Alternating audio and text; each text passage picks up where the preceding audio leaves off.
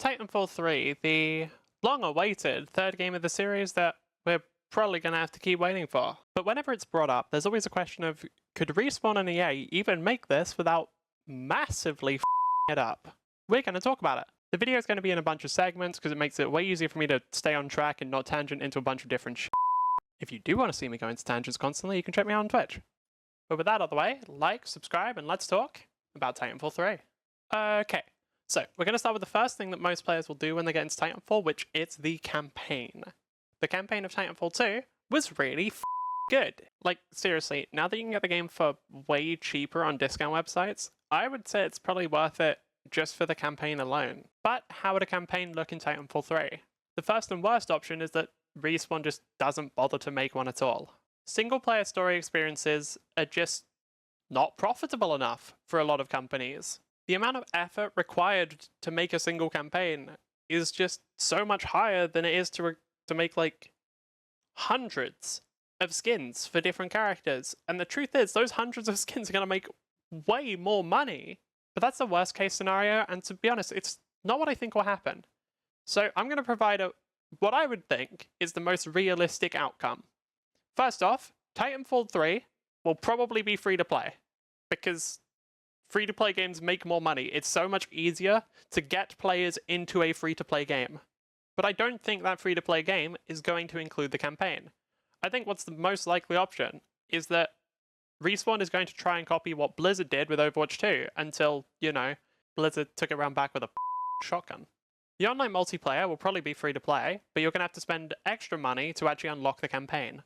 However, since this is EA we're talking about, I don't think they're going to sell it as a one-time purchase. I think they're going to sell it in a bunch of different chapters. So each chapter will contain, let's say, 2 to 3 levels and cost a lot less than a full game. But then they're going to sell about 8 chapters, and eventually it'll add up to way more than a full game. And then also, each chapter will be sort of left a little bit ambiguous. None of them are going to end it, so at any point they can just, you know, do another chapter, sell another chapter. Money. And if you're the kind of person thinking that gamers would never stand for this, God, I wish I had your optimism. And while I do think this is the most likely outcome, I don't really know if it's a good or a bad thing. Obviously, bad side, it's gonna end up costing you a lot of if you want to play this. It will, inevitably. But it will also force Respawn to make the levels good. Because if people have to pay for every single level, they're not going to pay for bad levels. Well, some people will. In fact, a lot of people will. But maybe not everyone. Maybe. At the very least, it gives them some sort of monetary incentive to make the levels good, which I think is genuinely our best chance of getting a good campaign, so hey, up to you, I guess. You decide whether or not you like this. Right, I can do the YouTube thing. Let me know what you think in the comments below. God, that's stupid. Alright, next up is PvP and just gameplay in general. The only part I really give about, to be honest. I don't think it'll change that much. I've seen people concerned that the gameplay is going to get watered down as a way of making it just far more accessible for new players. However, I don't think this will happen at all. The main genre where games get watered down in new releases is fighting games. Mostly because the genre is pretty hard to get into. FPS, on the other hand, they're quite intuitive, more than people give them credit for. Like, players won't be doing crazy movement tech from day one, but running, wall running, sliding, double jumping, aiming, shooting, all of this stuff is not hard. Players have done it before, they're not going to struggle with this. I do understand where people might be getting confused though. Because similar to fighting games, whenever you start Titanfall, one of the things you're going to hear is just prepare to be on, basically. But the reason for this isn't necessarily because the gameplay is hard to understand. It's simply because you're being put against people who you shouldn't be matched against. Titanfall 2 does have skill-based matchmaking, but it's pretty bad, to be honest, and it has no idea what to do when a player is new. So with all that said, what do I actually think will change? I think there are 2 main directions they can go. The first is that they keep the gameplay pretty much the same. This is by far the safest bet, because a lot of people already like this gameplay. It'll be very easy to at least get players who have played before back into the game. The second is quite a lot riskier, but it also might be able to get a lot more people interested and invested in playing the game for a long period of time. And that's to try and focus on the competitive viability of the game. When we look at games that are currently popular, especially FPSs, pretty much all of them are competitive. And while Titanfall 2 does have a very small amount of people who play the game competitively, it really is not designed for competitive play. A big factor in competitive games is that you can prevent yourself from dying. Now, this isn't always going to be the case. There are always going to be times where sometimes you just get very unlucky, your teammate screws you over, the enemy's playing really well, really fed, whatever it is. But it's very, very rare that deaths just are unpreventable. In Titanfall, this isn't the case.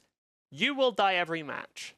I'm sure there is videos of people who have survived for an entire match. The fact that people are making videos out of it proves that it doesn't happen much. Titanfall 2, by its design, because of how easy it is to kill people, because of people just spawning all across the map, because of players flying around everywhere, sometimes you're just going to randomly die, and in fact, a decent number of your deaths are just going to be someone happened to be behind you. And while people who play Titanfall know this, a lot of people outside of the Titanfall community don't, and they probably won't like the idea that a decent chunk of their deaths won't be their fault. So I could see them decreasing the damage of at least some of the more overpowered weapons in the game, mostly the SMGs. Mostly the car. The car is so broken, it's not even funny. And I know that people always complain when somebody says this. The reaction that I usually see is people talking about how if the time to kill is increased, then G100 players, the very, very best in the game, will just be impossible to kill.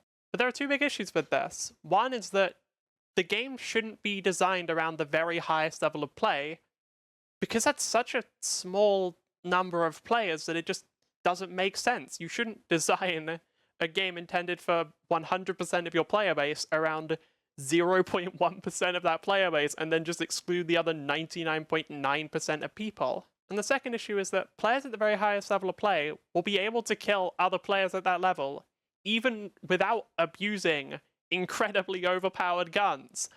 Again, I'm mostly talking about SMGs and Spitfire because they are so ridiculously overpowered.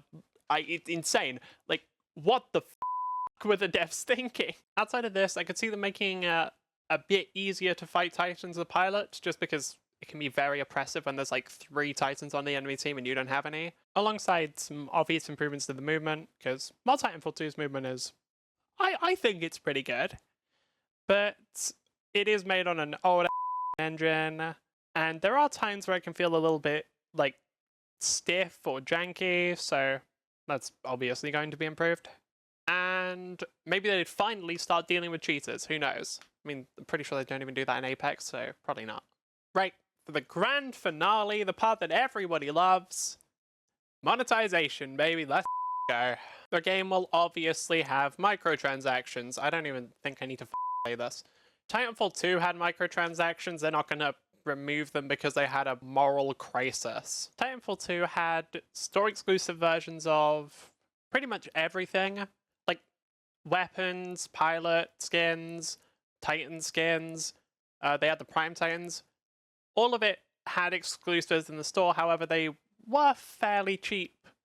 Mostly cheap. So what great innovations will they have in Titanfall 3? What improvements to the user experience are they going to add? Probably everything they can think of, to be honest. So, first thing they're going to start off with, they're going to add a premium currency. This way they can have some extra obfuscation to make it harder to know how much money you're spending on things. Every skin will be buyable by premium currency. I mean, there is a very low chance they might keep some of the stuff of like, oh, you get to G100, you get a skin. It will probably be buyable with premium. That's what I expect. Who knows? Maybe not. Maybe we'll get lucky. Maybe they'll respect players' time. They're not going to put in any uncapped pay to win in the game. We're not going to get like Diablo Immortal again. But there is a very high chance that all of the things that previously you would have unlocked by leveling, you can just buy with premium currency. This might have already been in Titanfall 2. I don't actually know. And outside of the pay for convenience, I don't think this is that bad. The big argument against pay for cosmetics is that it can ruin the visual progression of a game. But I think the current visual progression of Titanfall kind of sucks. Most of the skins that look decent you just get from advocate gifts, and I think most of the skins you get from like hitting higher levels look and outside of the pay for convenience, I honestly think this is a good thing, because what it means is that there's a pretty decent chance that Titanfall 1 will get good skins, which, hey, that'd be nice, and 2, will actually be profitable, which means that the game would actually get, like, support and frequent updates, and not just be completely abandoned. So, what's the answer? Do we want Titanfall 3?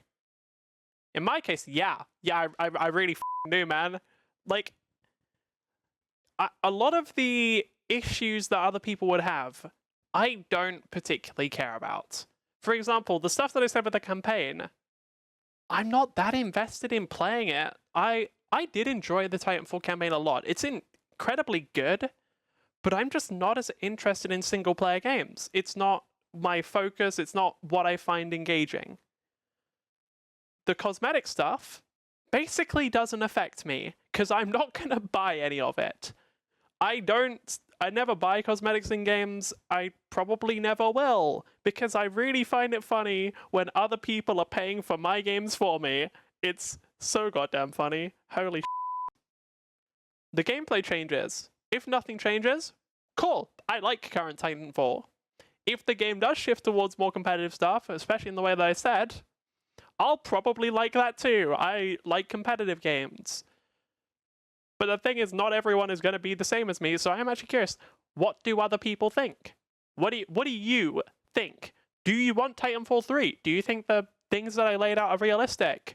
I know I was memeing on it earlier, but let me know in the comments, I guess. Yeah, how the do you end a video? See ya. And that's the end of the video.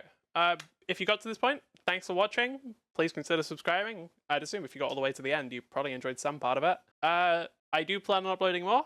Hopefully not with an 8-month break. There's been minor changes since the last video. Some minor things have changed. Don't know if you noticed. I have a voice that isn't robotic as shit. Either way, thanks for watching, I guess. See ya.